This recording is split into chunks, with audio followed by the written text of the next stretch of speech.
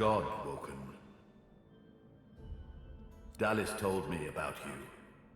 You must be as hard as diamonds, and twice as bright, to have come so far.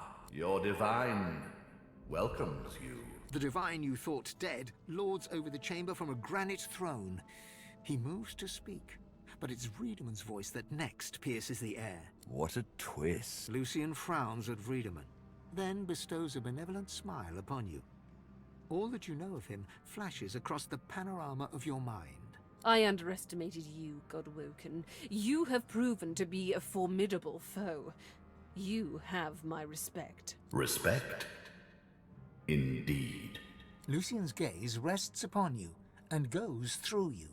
He takes your measure entirely. Lucian, we should tell him the truth. Yes, I agree. It is time we dropped our masks. Dallas nods, then reaches for the sides of her head. Where there was one face, suddenly there are four. She takes off the mask of the shapeshifter. A skull is revealed, bejeweled and ancient as the void. I am eternal. Aren't they just full of surprises? Fear not, Godwoken. Dallas is on the side of all that is good. She is helping me rid Rivellon of the influence of the Source. Listen to her. I shall tell you the tale as I told it to Lucian. Long ago, the scholar Fane discovered that the veil between the world and the void was made of Source. Our 7 lords desired this power. Of course. Silence, slave. Our king forbade the 7 to reach for this power, but they didn't listen. Instead, they rebelled and sent the king and his people into the void. With the Source they stole from the veil, the 7 created the races so they would have worshippers. During their lives, worshippers collect souls. When they die, the gods feed from them. It's an ingenious system. Our souls are nothing but vats for the Source-hungry gods. The 7 made a mistake. By taking its source, they tore a hole in the veil, and it is through this hole that the void finds its way into our world.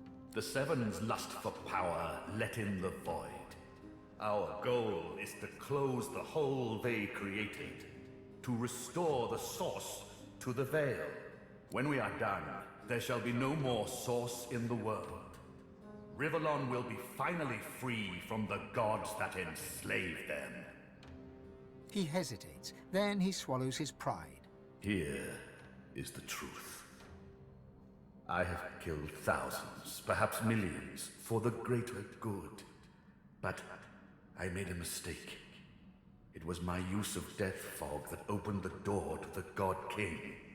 It upset the veil and took the 7 by surprise. My one mistake meant all those sacrifices were for naught. Those sacrifices must have meaning. They must stop the void once and for all. My people cannot be allowed to return from the void. They are tarnished. They are voidwoken.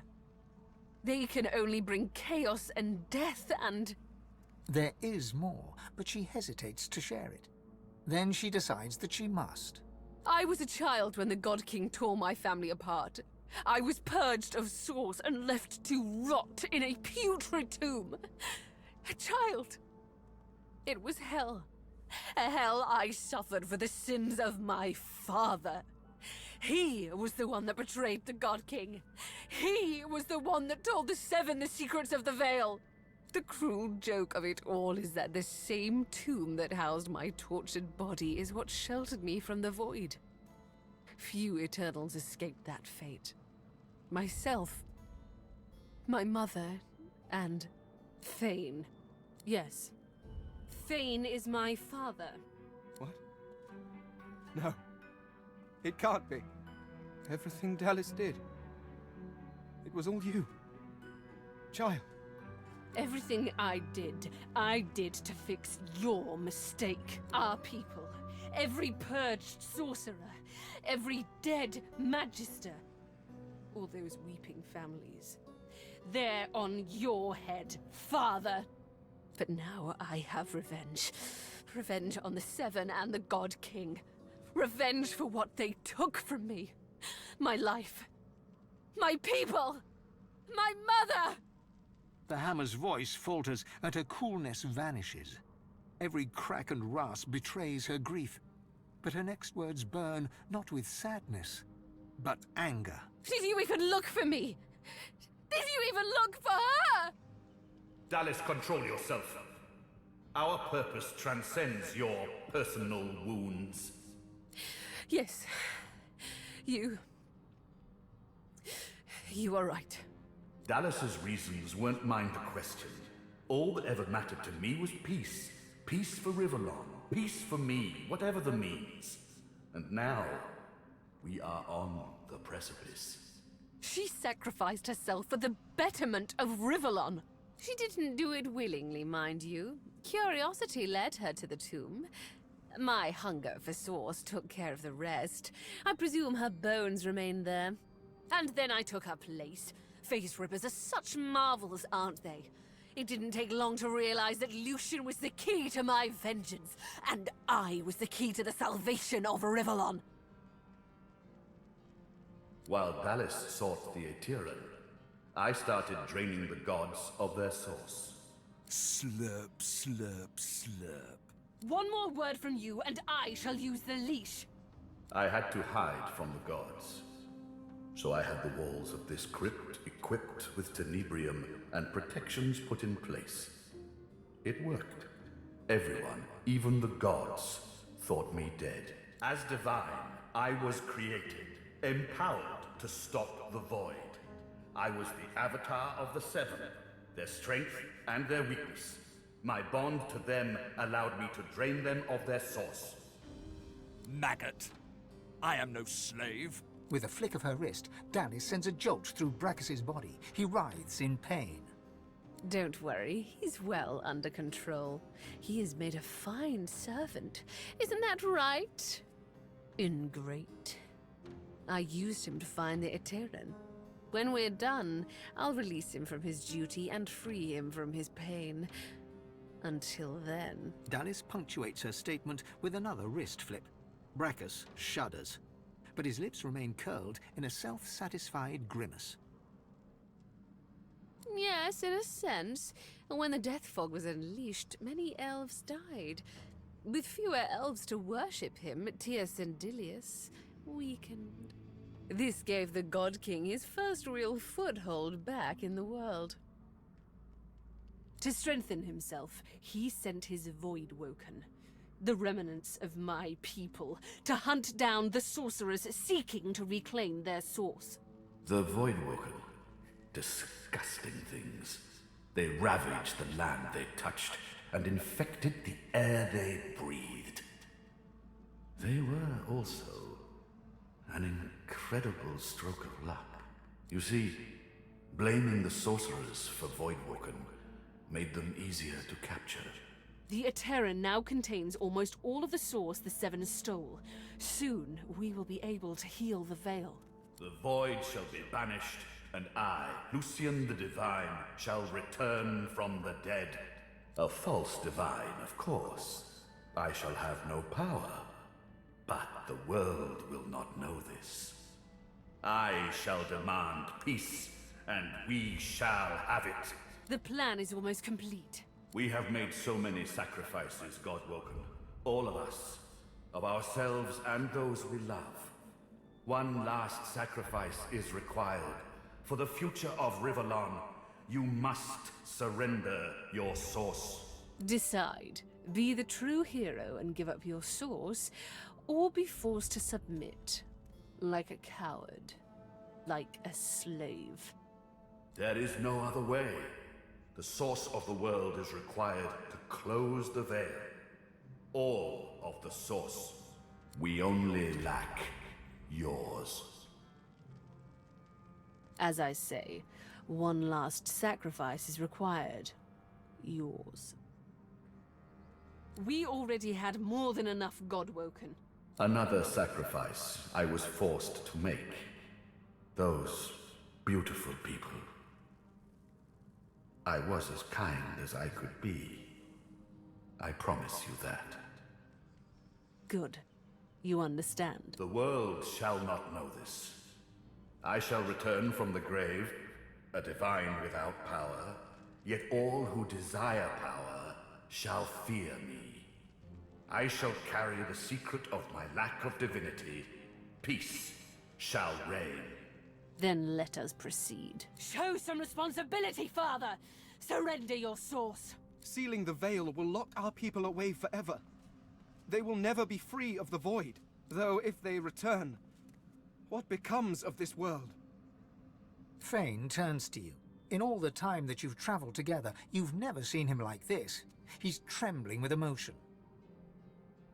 And you, my fellow adventurers. Together we have seen more than generations of mortals could ever see. You have seen the horrors of the void, and I have seen this world through your eyes. You showed me how beautiful it really was. There is no one else I would trust to make this choice. Whatever you decide, I will follow. You'll be a hero. Everyone will know of the sacrifice you'll make. Your name will be synonymous with the survival of Riverlawn. Don't let them do this to us! I understand. Sacrifice takes courage.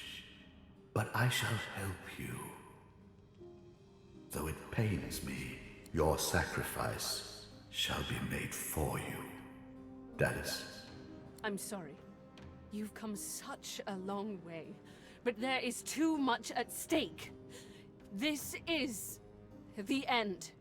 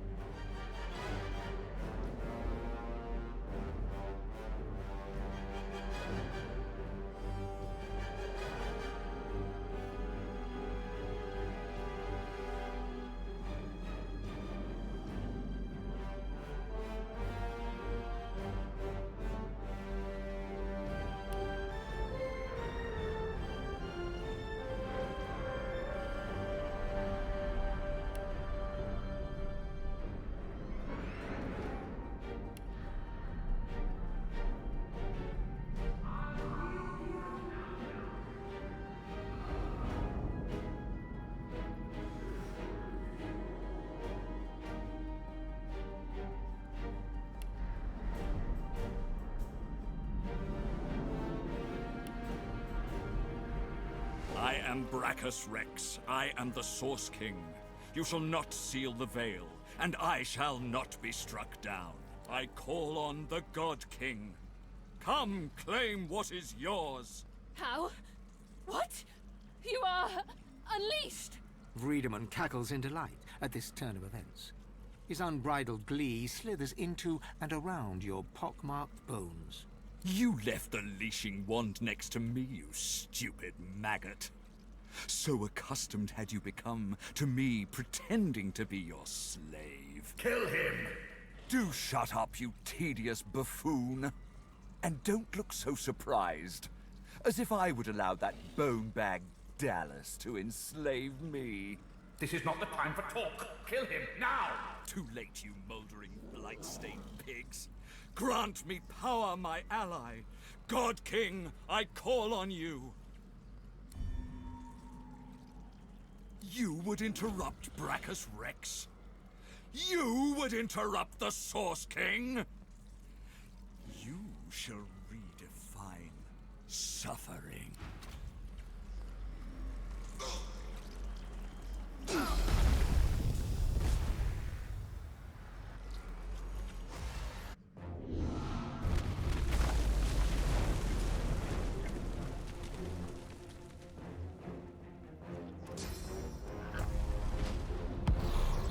The God King hears my call. He sends a companion worthy of my power. Come to your father. Come to the Source King.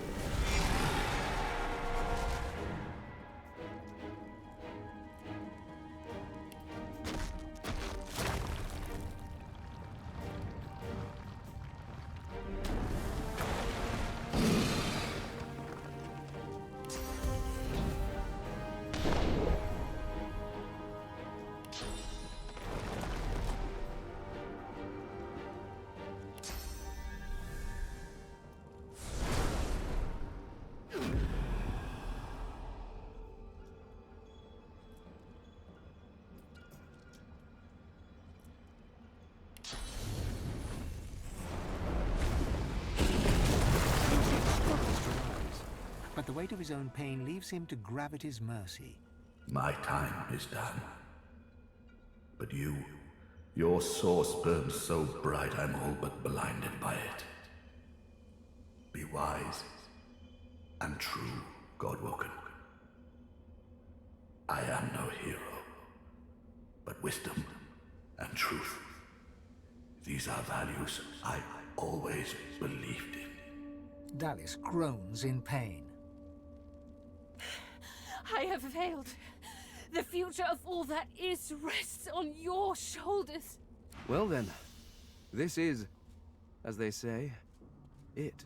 I never dreamed that after all this, I would be standing here with one of your kind. Let alone that I would be proud to do so.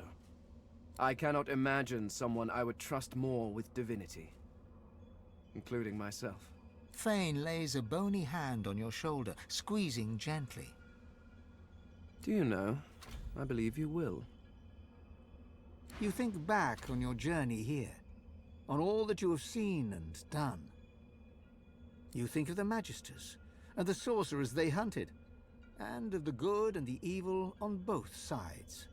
You think of how the Eternals came as voidwoken to reclaim their stolen world. You look at the source around you. The power is immense. Divinity at your fingertips. You think of what you could do with such power. The rights you'd wrong, the wars you'd win. You marvel at your journey and how it has changed you. You think of those you left behind, and of those you met along the way, who stood by you or against you. It's time to choose your fate, and the fate of all you hold dear. What shall it be? Shall you be divine? After all that you have been through, and all that you have done, all that you have become, the Aetheran lies in front of you. Divinity is yours to take, or to sacrifice. What you do next decides your own fate, and the future of the world. What shall you do with divinity?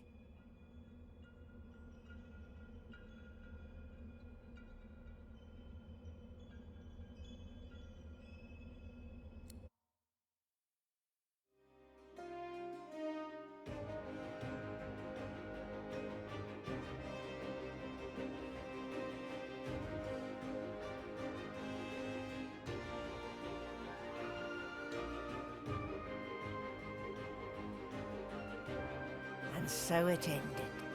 A tale that began with my own ill-fated attempt to rid the world of the Godwoken.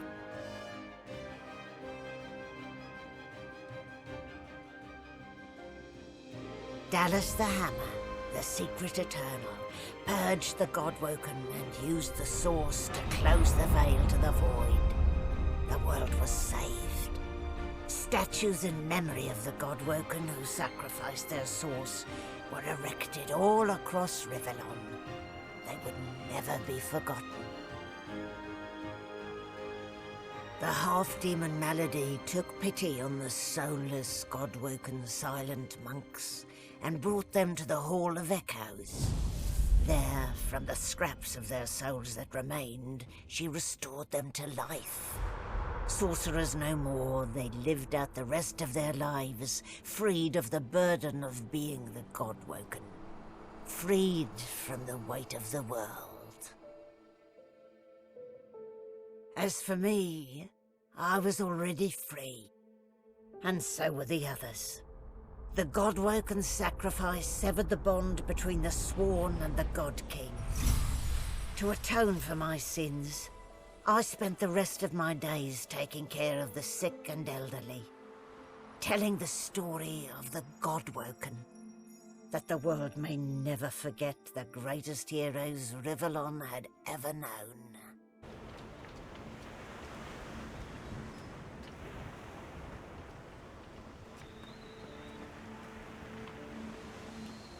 Well, well, look what the cat dragged in. A silent monk. At least that's what you would be if it weren't for Malady. To be fair, you are barely more powerful than one, now that the Source has been ripped from you, and even more ripped from me.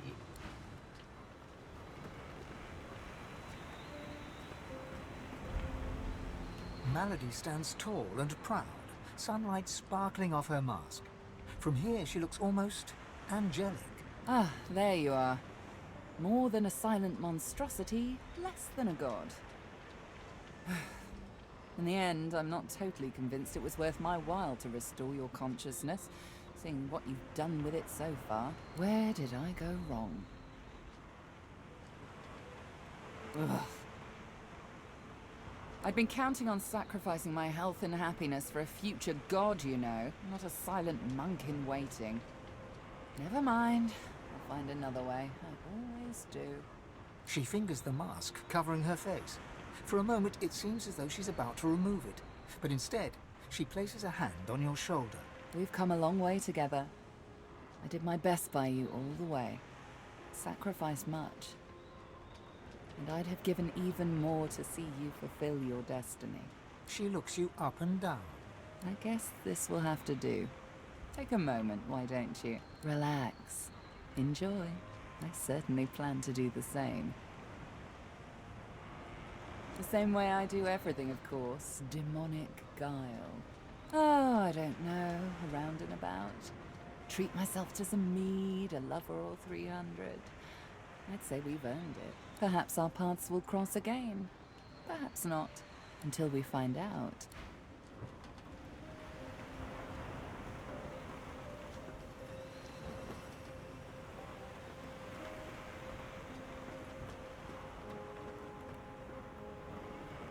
Beast Spirit doesn't acknowledge you as you approach. He only sings, slowly, achingly, sadly. You hear the wild beast just sails on the ocean. He's docked in the bay and coming your way. Off on the yawn, you hear the commotion. He's docked in the bay and coming your way. The cupboard can't hide you, nor can your berth. His daggers don't care about the gold that you're worth. He'll bury your bones neath a mountain of earth. He's docked in the bay and coming your way. He pauses, then continues to hum, all the while working his ghostly whiskers.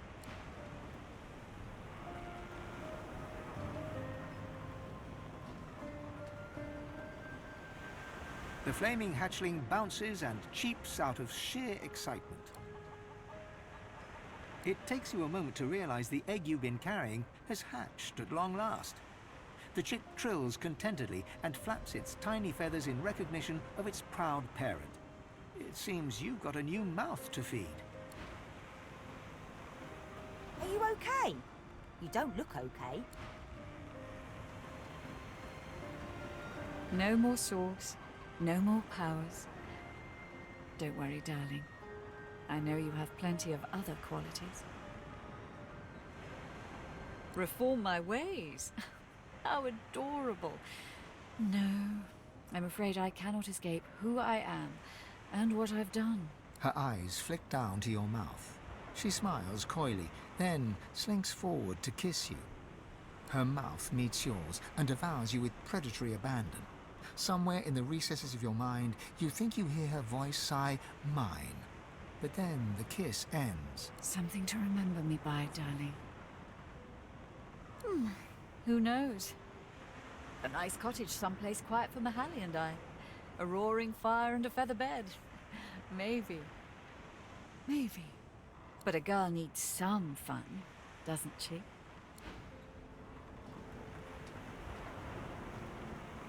Losa looks at you intently, as though searching for defects. She smiles and inclines her head. A slight grin crosses the spirit's face. Whether her smile is sincere or not, you can't be sure. I always thought that those who resorted to self-sacrifice were lacking in imagination. But I must admit, that was rather noble of you. A world without source is one that will need individuals of wit and intellect. A sharp mind is the only magic now. I believe I shall enjoy this new world very much. That is the question, isn't it? How does one top the greatest feat of necromancy ever conceived? I might have the answer to that. Tell me, have you ever heard of Gustafjan? No, of course you wouldn't. It's a written language, unreadable to most, but myself naturally. It comes from a mysterious race from another world. Beings that feed on minds. I intend to seek them out. This Gustafjan seems to guard portals to their realm. And once I've uncovered one, well, why settle for being the greatest mind in just one world when there's another for the taking?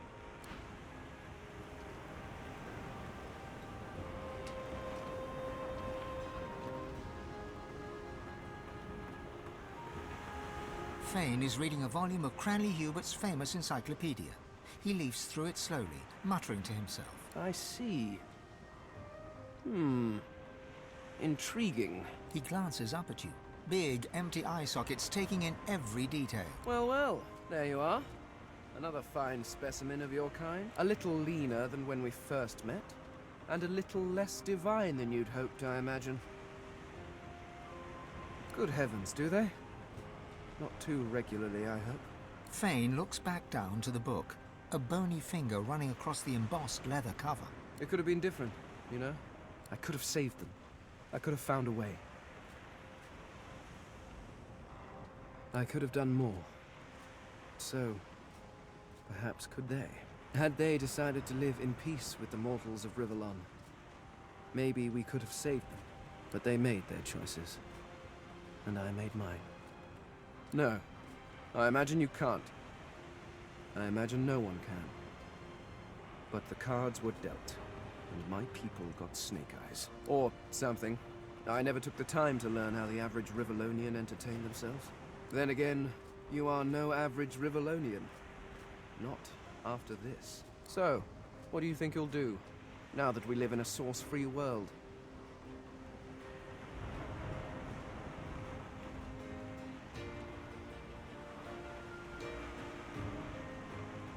Of that, there can be no doubt.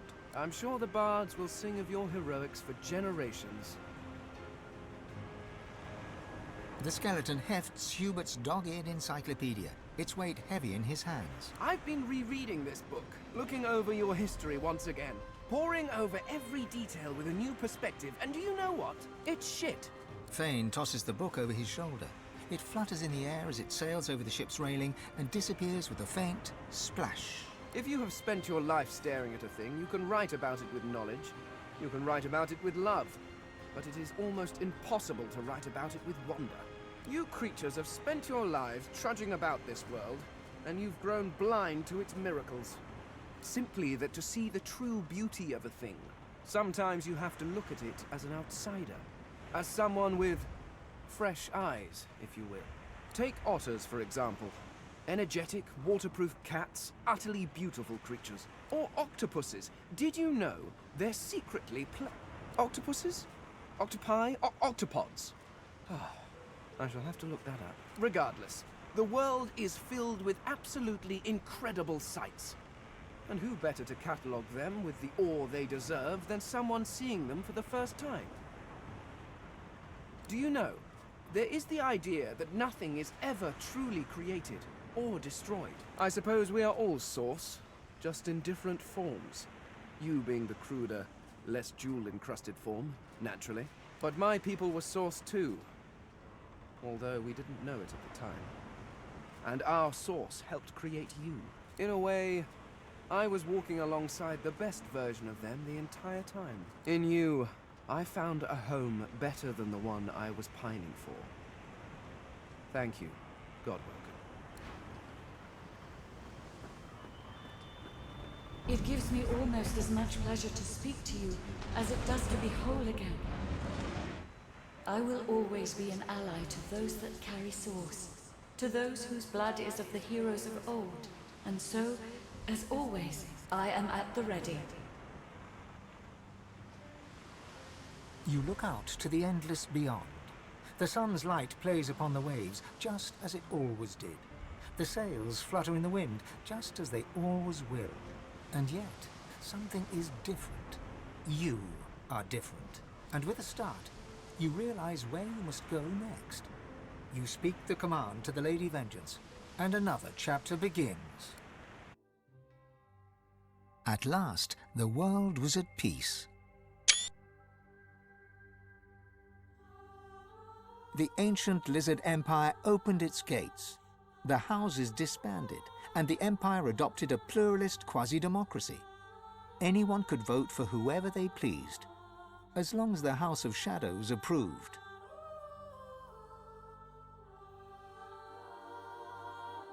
With their queen dead and the voidwoken gone, the dwarves held the greatest party in the history of dwarfdom. A new king took the throne, the local brewer. 6 days later, he was stabbed to death with a mutton fork.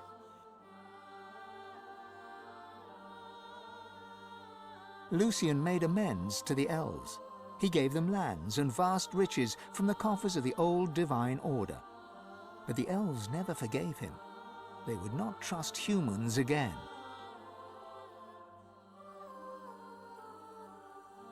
And in a dark forest on the far side of a desert, well beyond the high seas, the Black Ring came together once more.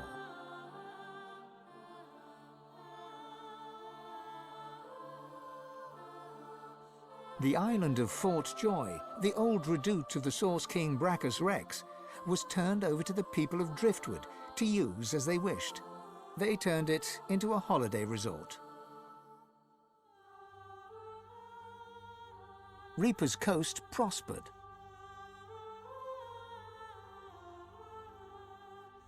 The fisheries returned, and the fertile farmlands produced the greatest harvests the surviving farmers had ever seen.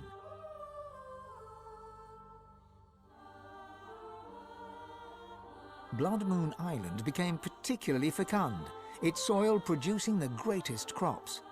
A particularly crimson-fleshed orange grown on the island became a delicacy across half the world.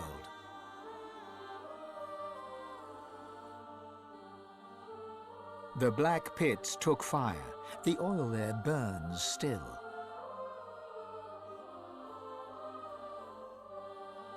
Driftwood became a centre of industry, trade, and transport.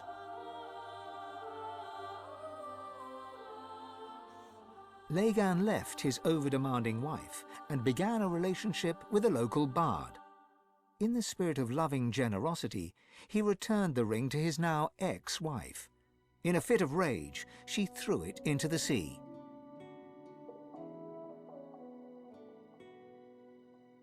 The nameless isle had vanished. Although only open water remained, by instinct ships would steer clear.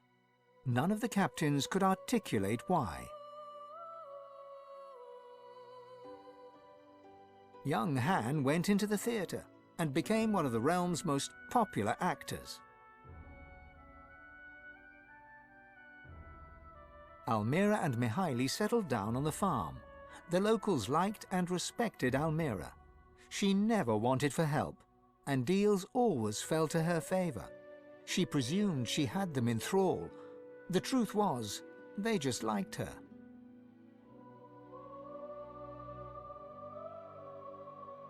With no new divine, Malady found herself in a predicament. She had an important problem to solve, but no ally strong enough to call upon, and so her search continued. Having performed the greatest act of necromancy in history, Tarquin found the new world unchallenging. He became obsessed with rumors of another plane of existence. One day he vanished and was never seen again.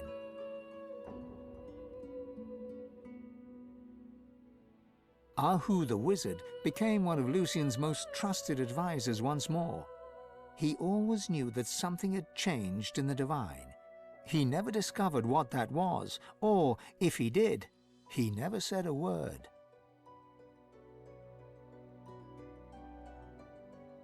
With Amadia silent, the priestess Gratiana left the swamps and re-entered the world.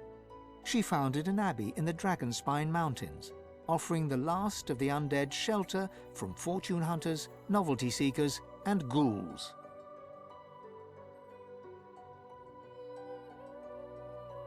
Jehan the demon hunter found himself at a loose end, so he opened a museum of demonic artifacts. He made a fortune. With Lucian in power, Sahala took the elves away from the world. They grew strong once more amidst the trees of the regrown home forest. Some say her plans for revenge will bring about the end of days. Some say only Tova, her mother, holds her back.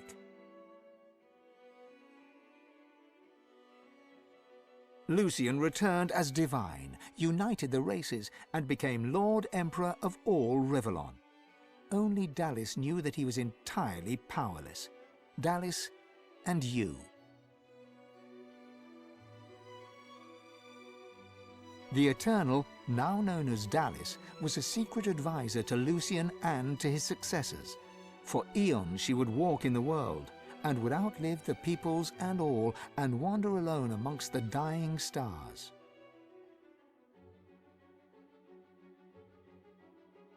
His run-in with his daughter set Fane on a new path. He travelled Rivellon, recording the wonders he discovered, but always kept a socket peeled for signs of the Eternals. He hoped to find the wife he'd lost, but he never did. Then again, he's still looking. And then there was you.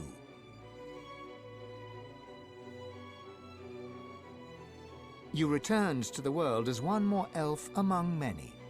Your future was yours to decide. Did you accept your new status with humility, or did you rebel? Only you know the truth. Only you know if you atone for your sins.